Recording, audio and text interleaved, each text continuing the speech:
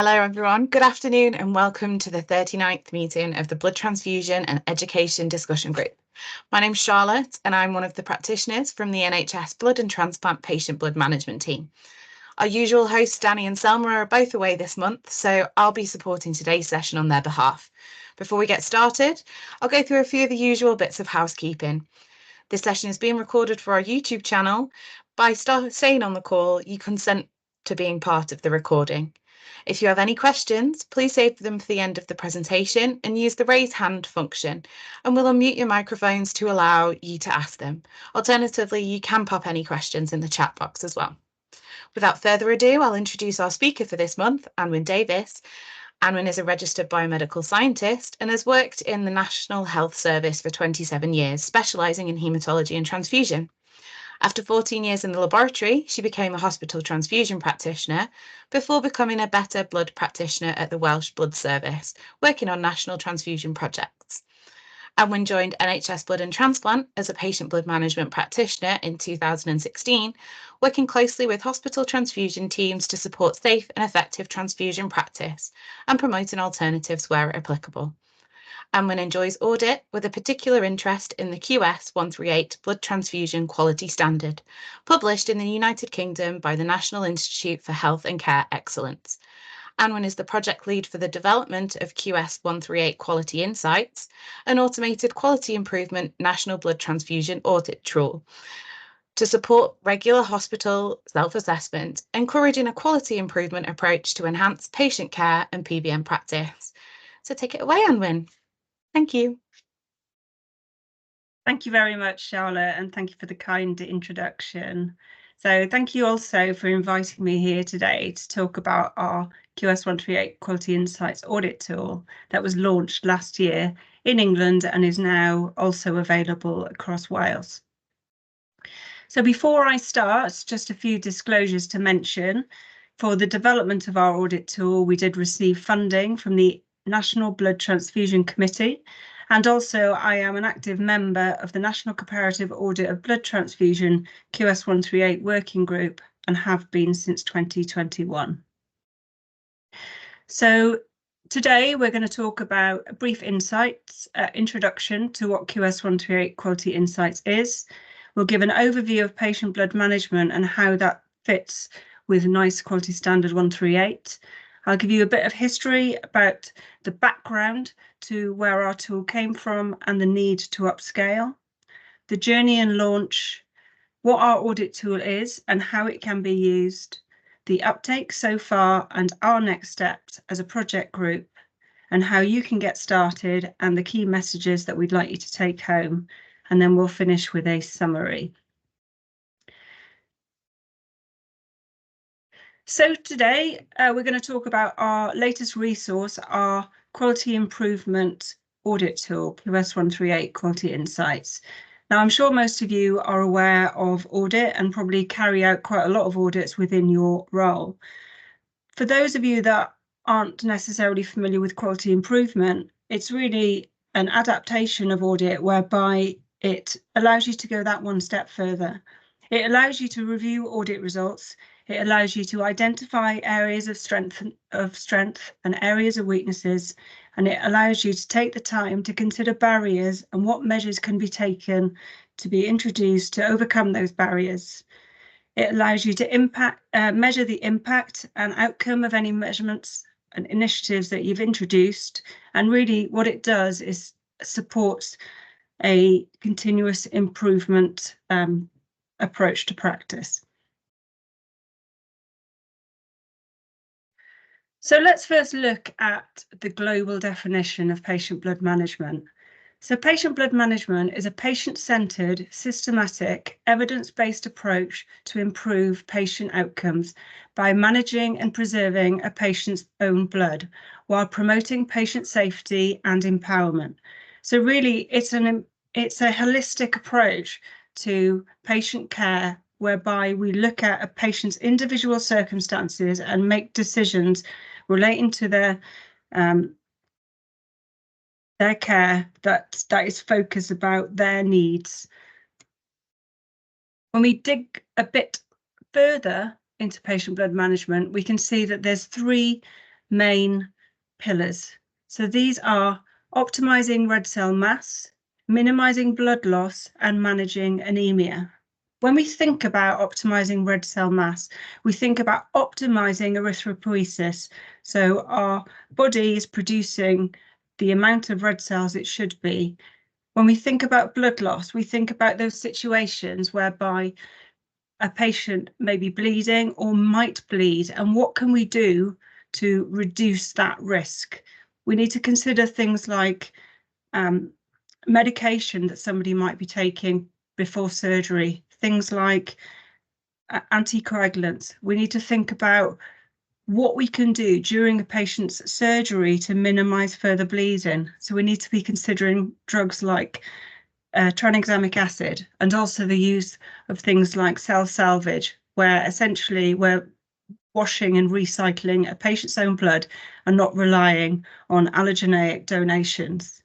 We need to be thinking managing anemia. So we need to be thinking about a restrictive approach to transfusion, where patients are only getting the blood that they actually need.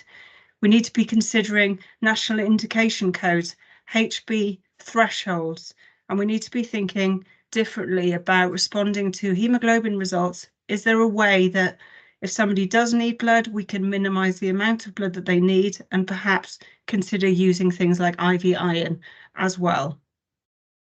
So how does this improve patient care? Well, when we're thinking about improving patient outcomes, and we're thinking about all of those measures that I just mentioned, we're talking about reducing inappropriate transfusions and thus mitigating the risks associated with them. The evidence suggests that improved patient outcomes and experience reduce length of stay and cost efficiency compared to blood use. And patient blood management helps to ensure the availability of blood components for those patients where there are no alternatives.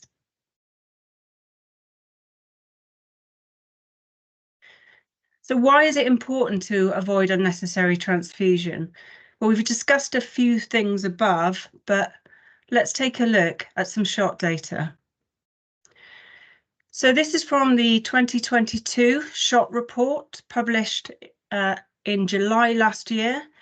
And this chart shows cumulative data for episodes reported between 1996, which was the start of the program up until 2022, and it covers nearly 29,000 reports. You can see from the chart that it's divided into 3 sections. Those sections where transfusion reactions, which may not be preventable. The middle section shows possibly or probably preventable events by improved practice and monitoring. And if you look at the bottom third, you can see there's a lot of reports in there, and they are adverse incidents due to errors. So things like delayed transfusion, avoidable transfusion, handling and storage errors, incorrect blood component transfused. So you can see from there that actually, although transfusion is safe, when you think of it relatively with the numbers, then there are areas there where we could do better. This chart is also from SHOT. So this is showing data for 2022, where 2.2 million blood components were issued in the 4 UK blood services. And of that number, the risk of serious harm is 1 in 15,500 component issues, where the risk of death related to transfusion in the UK is 1 in 63,500. And from the 2022 report last year, when we look at the deaths and the deaths that are definitely related to transfusion, there's 3 reports. Those reports are 1, delays to transfusion, another one for transfusion-associated circulatory overload, and also one for pulmonary non-transfusion-associated circulatory overload. Also, we need to consider challenges to the blood supply. In the autumn of 2022 in England, we called an Amber Alert for the first time for red cells, all blood groups. Now, when we look at this chart, which shows the last 10 years of trending data, if we first of all look at the blue line, This is relating to ABO, so all blood groups. We can see over the last 10 years that total red cell demand has fallen, and this is mostly due to improved surgical techniques and PBM initiatives being introduced. Now, if we shift over and look at the red line, this relates to O-neg issues. We can see that O-neg red cell demand remains constant, and you could even argue in the last 5 years it's actually increased a little bit as well.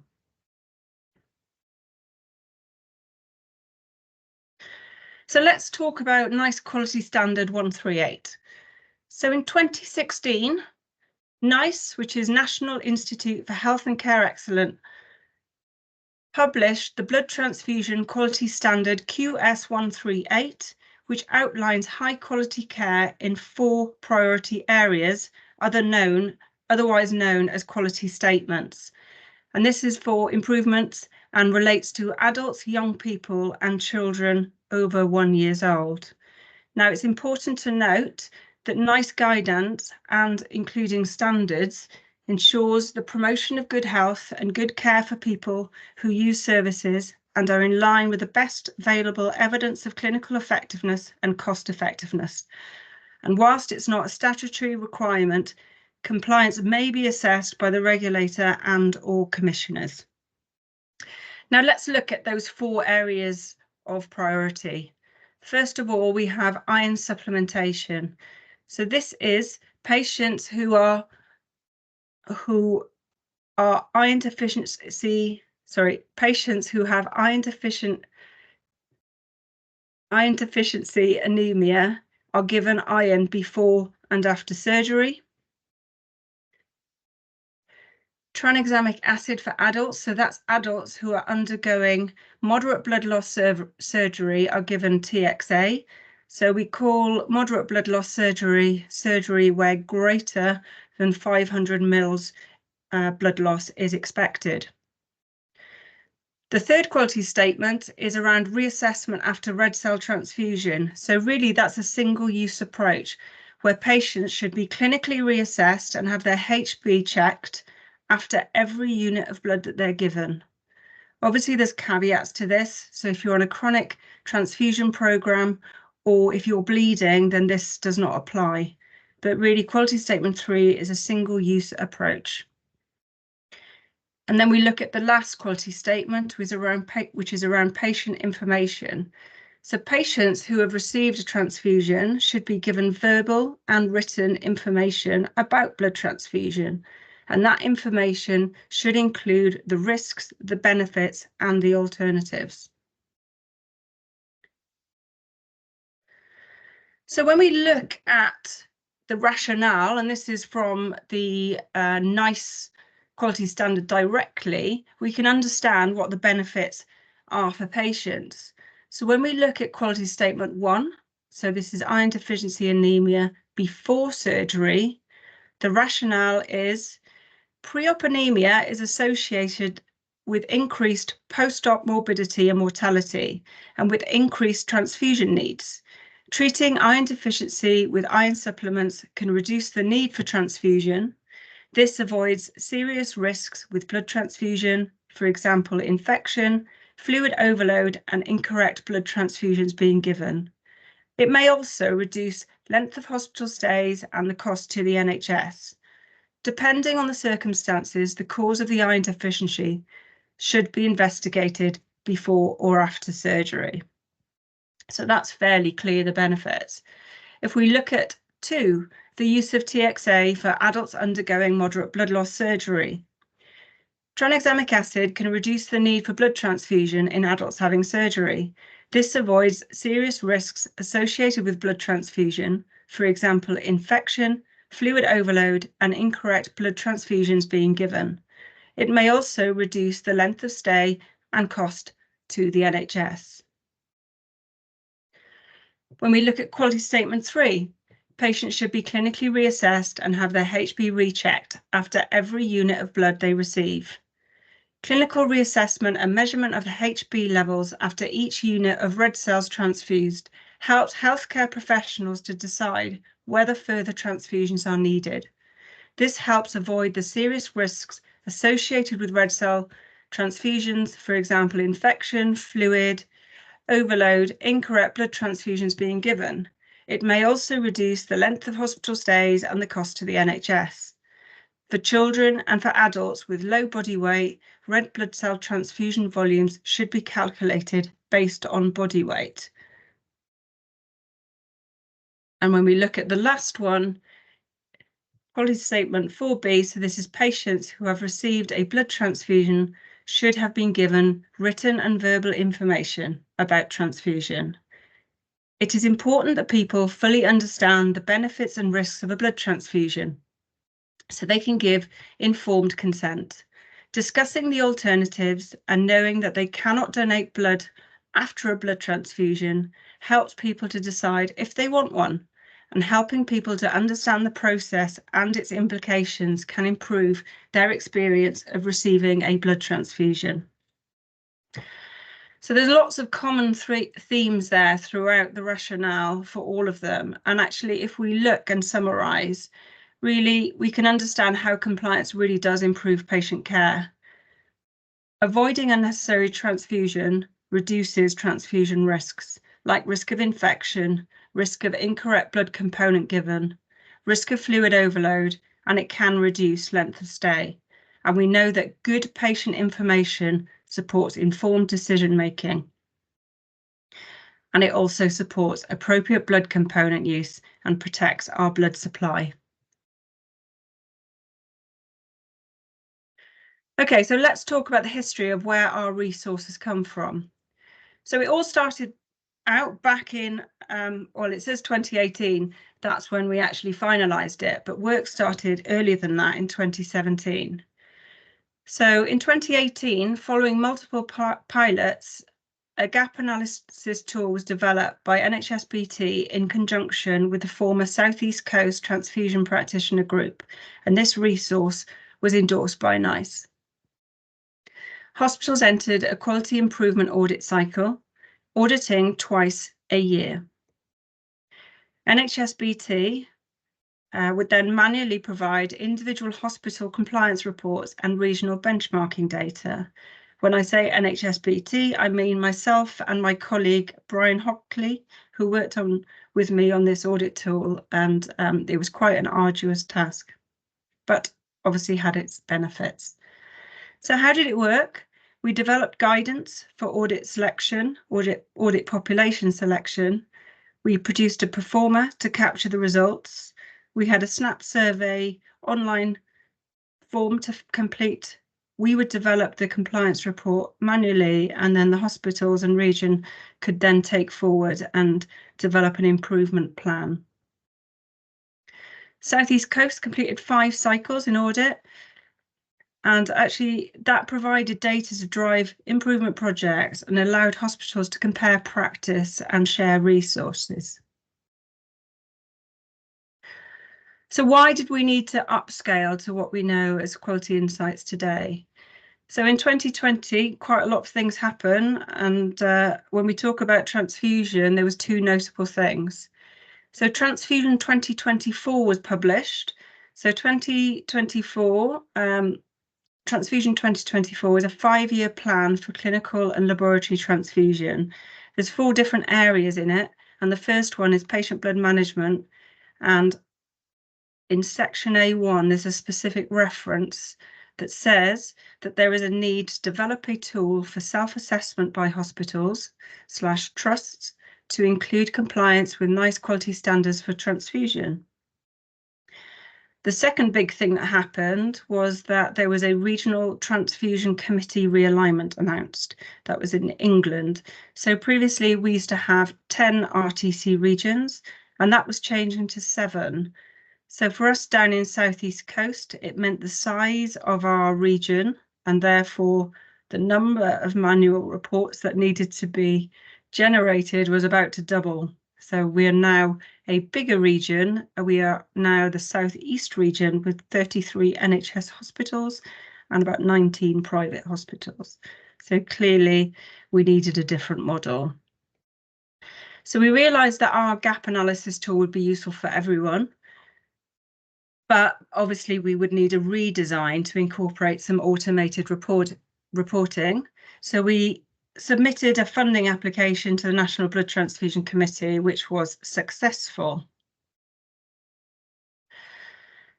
So some more reasons why we needed to upscale. In 2021, there was a National Comparative Audit of QS138, which is a snapshot audit of 153 sites and nearly 5,000 patients looking at practice and compliance.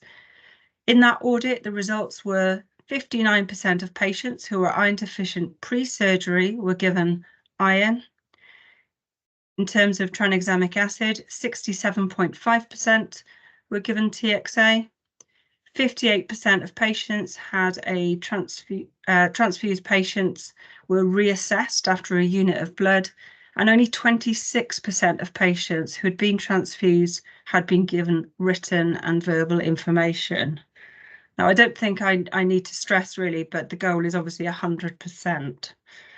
One of the recommendations from that 2021 audit was that hospitals should take advantage of regular repeats of this audit to monitor effectiveness of interventions. Now, that audit was repeated last year and it published a couple of weeks ago. Let's see if we've improved. Well, 2023 results are in. So for iron supplementation, we have got an improvement from 59 to 68%. TXA use for moderate blood loss surgery is fairly static there at 67.5%. There has been improvement slightly in the single-use approach, so reassessment after transfusion from 58 to 64%. And struggling behind is patient information, a slight improvement, but 35% compliance is still relatively poor. There was 2 recommendations of that audit, and one of those recommendations is that hospitals should undertake regular repeat audits of the NICE quality standard using the National Comparative Audit, which are the 2 sets of results I've just shown you, a snapshot audit, but also the QS138 Quality Insights tool as a quality improvement initiative. Okay, so let's talk about the journey and launch of our audit tool. So back in 2021, we received our funding from the National Blood Transfusion Committee. We then spent about 10 or 11 months building our platform because we wanted to make sure that the outputs would be useful for hospital and regional teams. We then underwent a very stringent governance check, making sure that everything complied, that there was no patient information breaches. We needed to make sure that our quality checks were all in order and to make sure that all of our calculations and testing process all passed. In the last part of our project pre-launch was from October 22 up until the launch in March. We undertook a pilot with 6 hospitals from 3 different regions to make sure that everything was working as it should be, and also things like our user guides were easily understandable. So we actually launched in March 2023 on the 27th, which is actually a year today, and a couple of months later our resource was endorsed by NICE.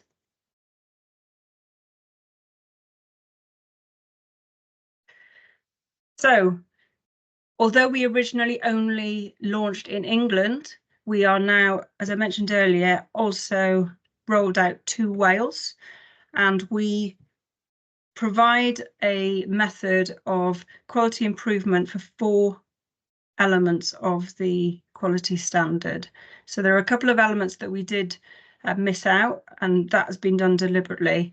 So in the original quality standard, it does say, regarding iron supplementation, it does say before and after surgery. Through our pilots, we found it very difficult to capture the information for post-op patients. So we've deliberately eliminated that from our audit tool because we didn't want to include measures that are very subject to bias. Similarly, for the patient information, if you look at the original quality standard, it says that patients who may or who have had transfusion should be given information. Just from an auditor's perspective, trying to capture that data for anybody who may need a blood transfusion is very, very difficult, because essentially it's anyone who's had a group and save sample. So in terms of chasing notes and ease of auditing, we have excluded the may need a transfusion for that purpose. Okay, so what is our audit tool? So important to say that it's free, it's voluntary, and it's a quality improvement benchmarking audit tool for hospitals and RTC regions, which enables hospitals, not trusts, to self-assess compliance to elements of NICE QS138 in real time. It has a simple data set entry process, and it literally takes minutes to enter your data. What do you get in return? Well, the system automatically analyzes your results. It displays trends and any regional or national benchmarking data. It has easily accessible instant bespoke reports, both at hospital and regional level. And it supports users to enter a quality improvement cycle against all or some of the 4 priority areas up to 4 times per year. And really, it allows hospitals the opportunity to focus in on improvement areas. So in terms of registration, so I mentioned that it's at hospital level, and the reason for that is we feel as though if you're using reports to compare data, then a hospital level is a large enough level. We don't really want results to be swallowed across in a trust report, because some trusts now are massive. So we felt it more feasible if we provided the system at a hospital level. We only allow 1 person to register per hospital, and the reason for that is to prevent duplication of data entry. We all want the data to be as good as possible, and if we limit who can enter data onto the system, then that helps towards achieving that goal. So we have an agreed TP or equivalent to manage a hospital account, and then that person will use their own work email to email our inbox. I say that because we do not accept registrations from generic transfusion team emails. We will then send a user agreement, which is essentially giving permission for transparency of data for when we're producing reports to share at regional meetings. Once we have that user agreement returned, we then set permissions and allow that user access to our audit tool. There's a QR code at the bottom there, which links to our web page, which has more information. Okay, so in terms of what you get when you register, so the first thing we give you is a hospital user guide, and it's a comprehensive guide that allows you to understand the steps and how our audit tool works. It also gives you advice about how to select your audit population and explains how you access both the data entry and the report platforms. It includes a pro forma to capture results, and it gives flexibility to get help in collecting audit data. So since we launched, we've had some feedback that some hospitals disagree that there should only be 1 person for entering the data. We stand by that for the reasons that I've just explained, but there's no reason that you couldn't give this hospital user guide to somebody in theatres to help collect data for you if they understood what our audit criteria is for selecting those patients. So in terms of data set entry, so I mentioned that it's very quick. So the 4-digit code that the registered person receives when they sign up is used for a login. Once you enter that code, it'll automatically populate with your hospital name and your region. You then select what quarter you want to audit. so the quarter that your data is from, and this is financial quarters, and then the financial year that that data is from. Now, there is an option to enter the speciality, but that doesn't actually appear on the report, so it's entirely up to you if you wanted to complete that question or not. And then you can see below that you don't have to audit all 4 quality statements. You can choose the areas to focus on if that's something that you would prefer to do. Moving on to the next page of data entry. So this is a screenshot from the quality statement 3, the reassessment page. So literally you've got 4 questions. So the data is entered as a data set. So basically a summary of your data. You fill in these 4 fields. Important to note that whichever statement that you're auditing, you need to have a minimum of 10 cases. Once you've entered your figures, you just click and then that click submit, and then that data goes into our database in real time. So the kinds of reports that are available. So first of all, we've got the hospital report. Hospital users will only be able to access, filter and download their own reports, but you can do this instantly. There's an appendix included to outline the rationale for each quality statement to support the data. So it's a 4-page report, and it's designed like that as a complete document. So if you had a clinical governance meeting, an audit meeting, a hospital transfusion committee meeting, you could provide a report without needing a lot of further information.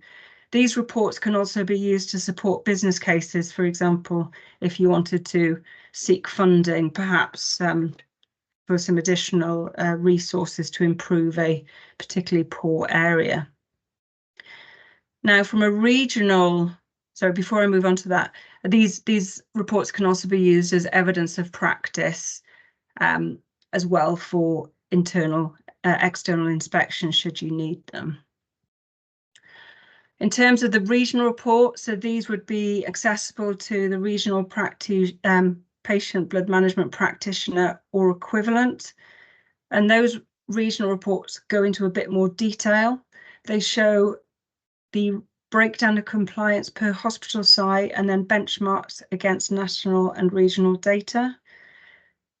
The reports are also available instantly. However, if you did set a regional audit, you might want to wait until the deadline to make sure that you've got everyone's results on there. And we know that data sharing improves visibility of performance and could support RTC meetings and work plan decision making. Okay, so these are some snippets from the hospital compliance report. So this is from the first page of the 4-page report. So it shows your scores per element of the quality statements that you're auditing. It'll show you your compliance for that audit period. So that's that big number in blue, 70%. And then if you look below, you've got regional and national. So you've got a bit of a comparison there. So you have that available for everything that you've audited. And then there's also a function to display your last 4 audit results, so you can see if you're getting better or not, to see if intervention is actually having an effect. In terms of the regional compliance reports, so these are a bit more detailed. The breakdown of compliance per participating site, per quality statement, and also you've got the benchmarking regional and national. And then it also shows regional trends. So if you were, for example, to start a regional audit schedule, you could start seeing as a region if you're getting better or not at a particular quality statement. There's also absolute numbers included. I think that's important to always include absolute numbers, so you've got a bit of context when you're interpreting these percentages, so you know exactly how many patients have been audited.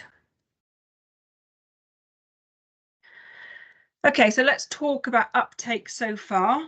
So this data was extracted on the 1st of March from our system, and so far up to that date, we had 112 hospitals signed up. So the pie chart below shows the regions that make up that 112 sites, and the South East and Wales are now in a regular audit cycle, and it's hoped the more hospitals and regions will follow. Okay, so let's look at some data that we've got from the system. So the data so far, we've said that we've launched in England and Wales, and we do hope to launch further. 112 hospitals signed up so far. We've got data sets that have been entered by 35 different hospitals. And also, when we think about that quality improvement approach, I would qualify that as revisiting and re-entering data. So we've got 22 hospitals that have entered more than one data set. So they're already on their quality improvement journey. When we look at cases entered so far, so this is cumulative, we've got data on 3,253 patients. Important to note that of that number, 2,186 are from the South East. So that's because we were part of the development. It's where the tool originated from, and we're already in that 6-monthly cycle. So until we get lots of other regions coming in and entering data, there will be a slight bias of the results to the South East. Looking at the breakdown of cases entered per statement, so iron supplementation is the least popular at 445, TXA 917, reassessment 1048, and patient information 843. And when we look at our cumulative national all data compliance, we can see 59% iron, 75% TXA, 70% reassessment, and this kind of mirrors the NCA results with the patient information showing as only 33% for verbal and written information given. Okay, so some recognitions and listings. So I said we've been launched a year today. So to date, we have been listed by NICE as an endorsed resource. We had a mention in the SHOT report last year. We're listed as a resource for the implementation of PBM section A1 of the Transfusion 2024 report. A few weeks ago, we were recommended as a resource in the National Comparative Audit of Blood Transfusion. We are on the HQIP, which is the Healthcare Quality Improvement Partnership Directory. So that is a directory that has lots of different quality improvement projects that hospitals can sign up for. We have been approved by the Blood Health National Oversight Group for use across Wales. And our latest bit of good news is that we are finalists in the HSJ Digital Awards for Driving Change to Data and Analytics Award. So we'll have to wait until June to find out about that.